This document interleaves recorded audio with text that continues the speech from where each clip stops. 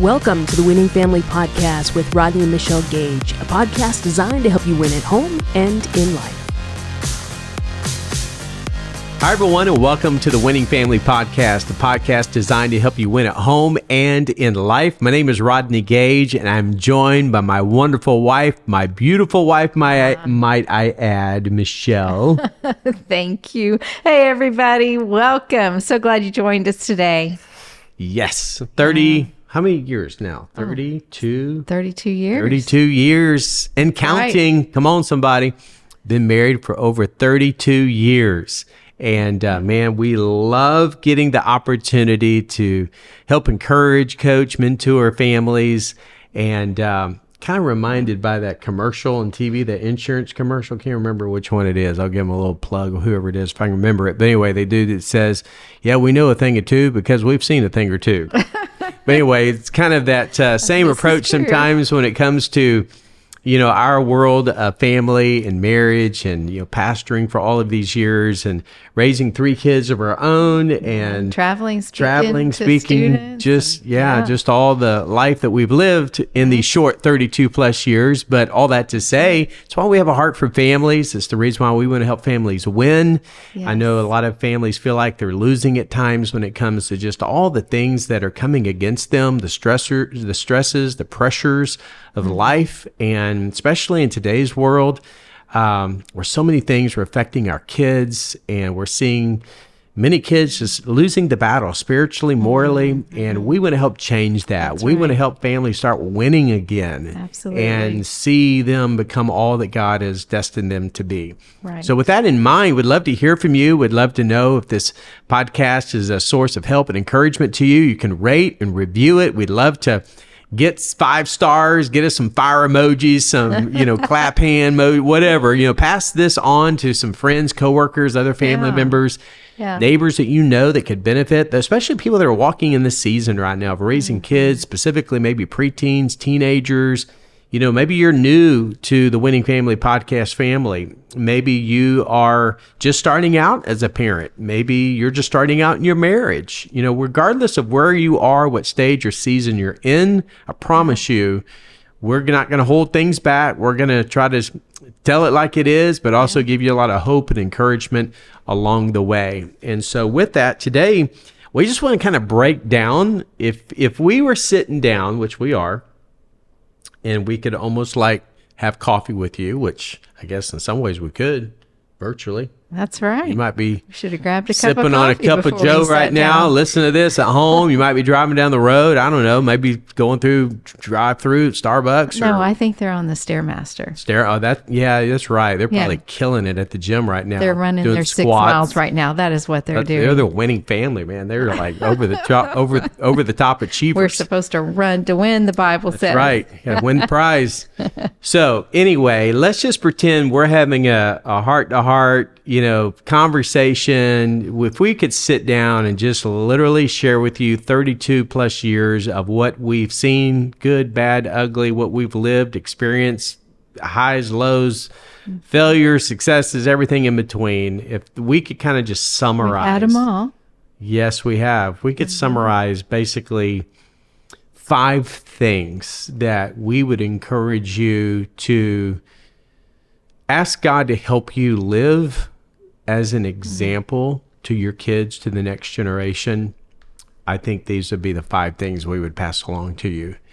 And I just really believe this with all of my heart, that without question, no matter what the world or society says, parents, hands down, are still the single greatest influence on a child's life. That's right. No question about it. Your voice matters more than anybody. Mm-hmm. And so my encouragement to you as parents is, no matter where you've been in the past, what mistakes you've made, maybe how late you are in terms of coming, you know, getting in the game here on maybe prioritizing some things, or maybe just trying to be more intentional about certain areas in your life. Don't beat yourself up. Don't, try to, well, you know, if we could do this over, or if our kids were younger, listen, it's never too late to start where you are. I mean, honestly, the difference between where you are and where you desire to be is what you know. And what we want to do is help you learn some things to help move you from where you are to where you desire to be. And you really cannot become who you need to be by remaining who you are. So that means there's some adjustments, there's some changes along the way that we need to make. And so again, no matter where you are in the process, let's just push delete, let's push erase, let's just wipe the board clean. Let's start with a brand new slate today. So no matter where you are, again, you may be doing squats at the gym or going through the drive-through, okay?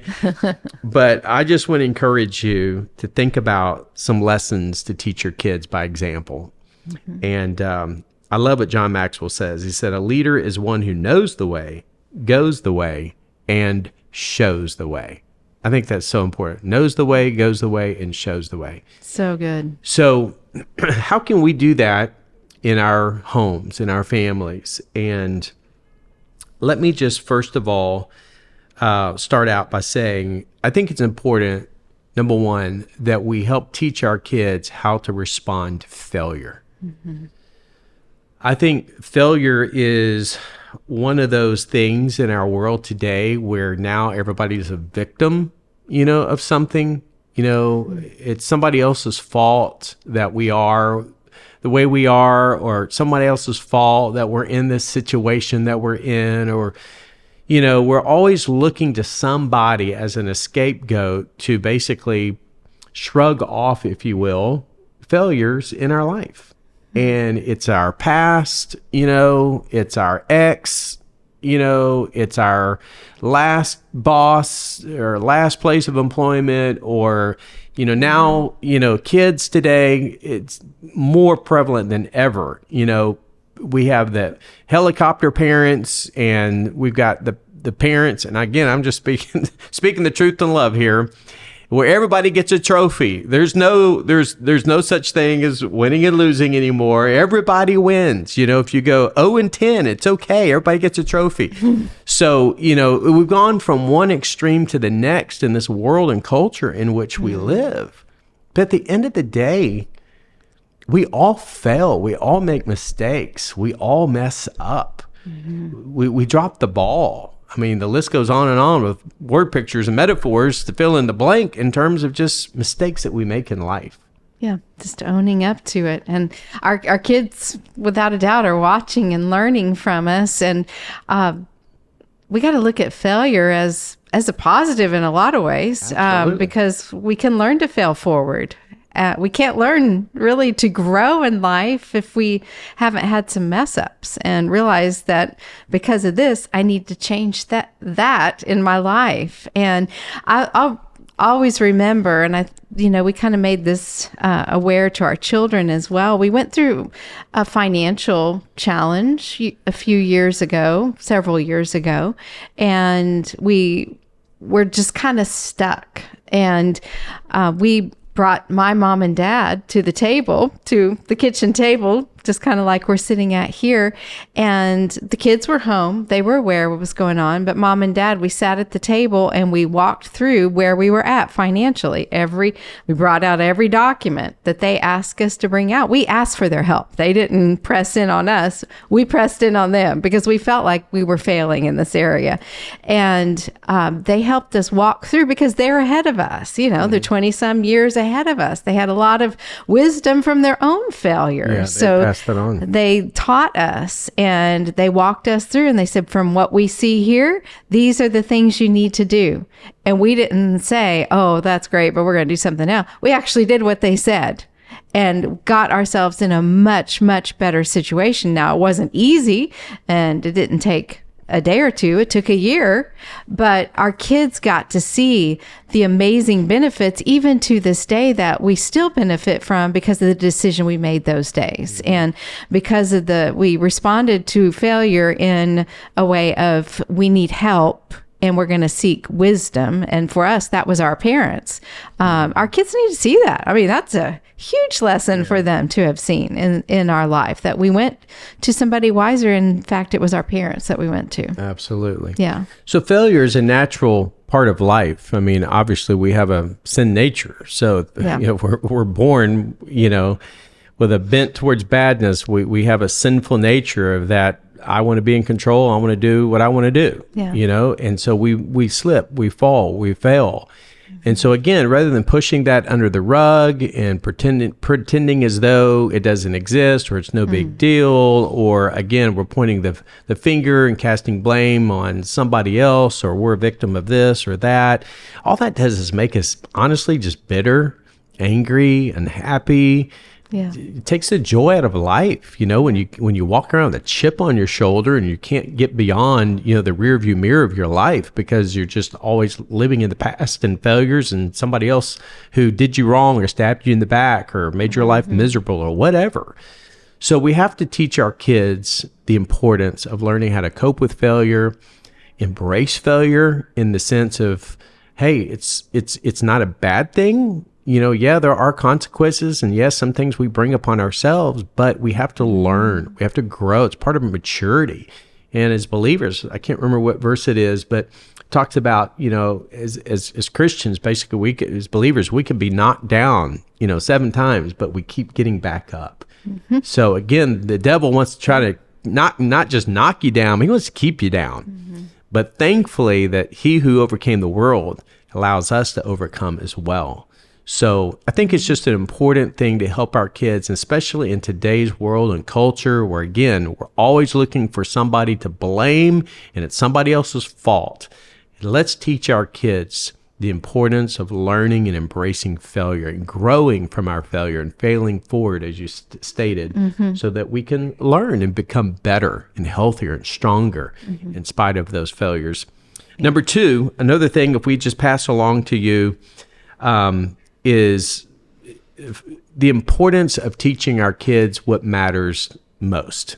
And for us, obviously, this is our relationship with the Lord. This is our relationship that we have as a family and, of course, as individuals. As in my personal life, I know in Michelle's personal life, the most important thing to us is our relationship with the Lord Jesus Christ.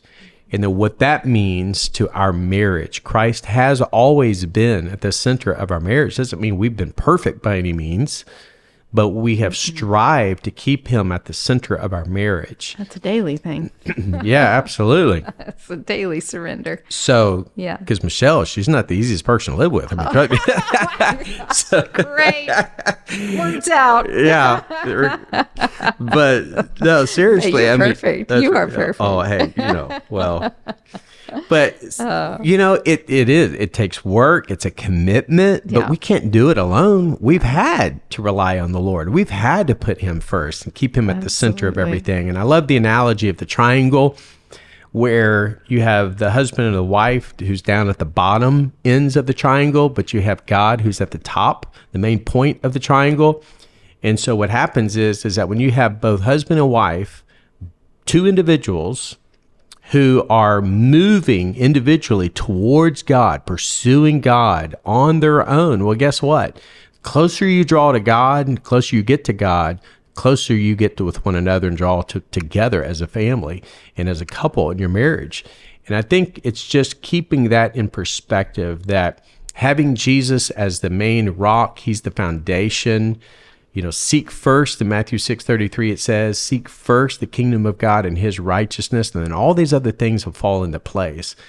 It's just keeping the main thing. And it's like the old analogy of the rocks in the jar, of you put the big rocks in first, and then when you do that, you add the pebbles and you add the sand, everything just fits.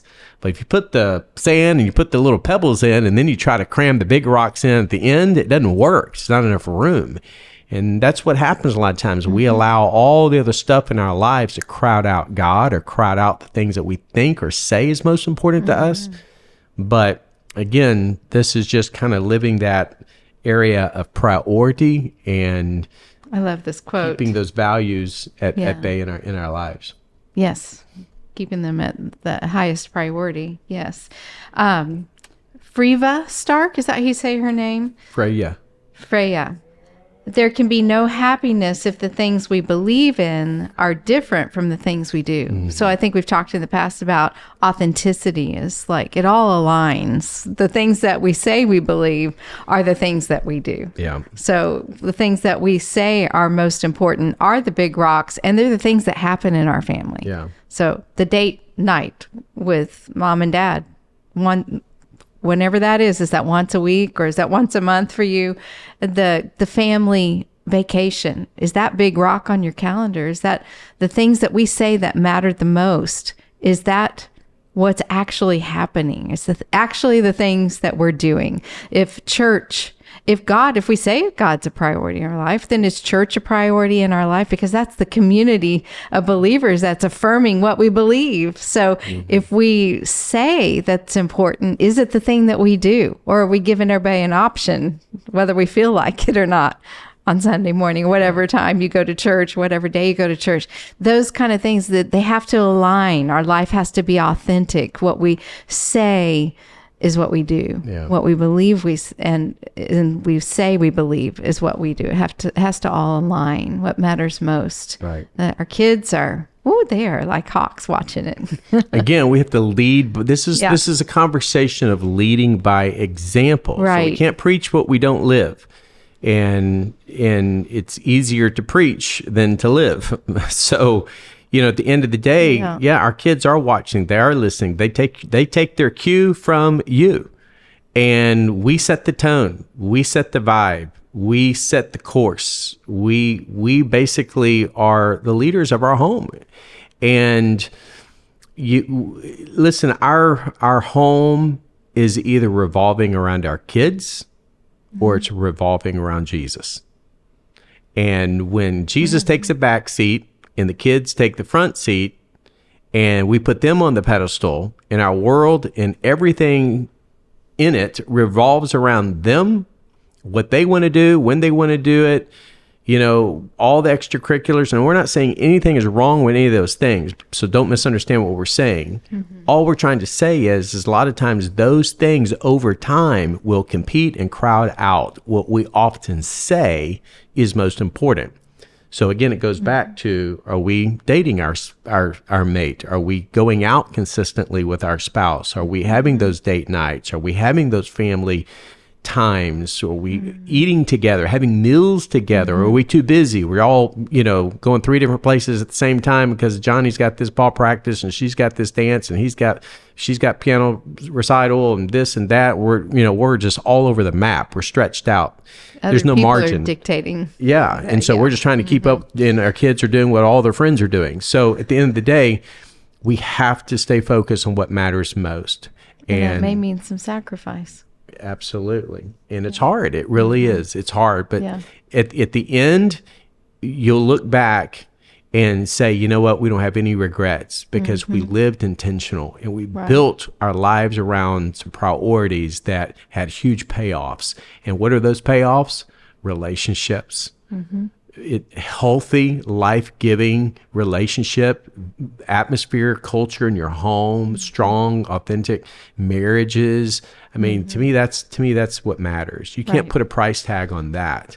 And so we just want to encourage you with that. So how do we teach our kids to respond to failure? How do we teach our kids when it comes to what matters most to us? Number 3 would be this. And we won't spend much time on this because we kind of touched on it a little bit. But basically, how do we relate to our spouse? So how do we treat our spouse? What do we do? What do we not do? What are the things that communicate to our children whether or not our spouse really is a priority to us? How do we, when it comes to things that we do that's honorable, things that we do that might be disrespectful? Do we devalue certain things about each other by things that we say or how we belittle or make fun or tease or whatever it might be that basically sends a message to our kids? I love Gary Smalley, the late Gary Smalley's teaching on honor, and that's something we really tried to apply to our life. We did some of his studies at the very beginning of our marriage and based a lot of things on his teachings. But he talked about honor and how he would honor his wife when she would walk through the door. Oh my goodness, I can't believe I'm married to the most amazing woman in the world, and and the kids would always be like, oh dad, But that's kind of that awe and wonder that you can build into your relationship. And I think that we've tried to do that. I tried to do that with you. You traveled a lot at the beginning of our marriage. And when you'd come home, we'd make a big deal about it. Or when you'd walk through the door from the office, we'd make a big deal about you coming in. And one thing I also love is when one of the children, in particularly our son, would be disrespectful to me, you would call him out on that, and you would stand up for me and our relationship, and you would say, you don't treat my wife that way. You wouldn't say you don't treat your mother that way. You would say you don't treat my wife that way, because our marriage relationship was held in high esteem, high value, and that meant a lot to me. And I think it really, really helped our son know what it means to love and honor, respect his wife in the future. Yeah, absolutely. Yeah, and I think that's a lost virtue in our culture and society today, especially. Most people don't even know what honor is. And so what is honor? Well, honor is seeing something and valuing something as having value, worth, weight.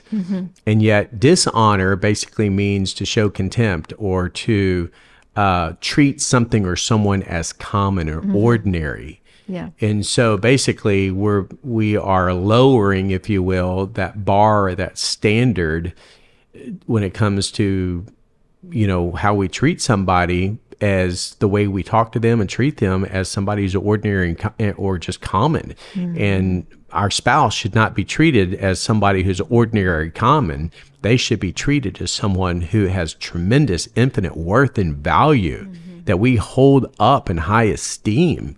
So again, by example, this is something that is so, so important. And honestly, it's just missing in so many of our homes today. Number 4, how we spend our money. It's you often hear people say, just follow the money trail.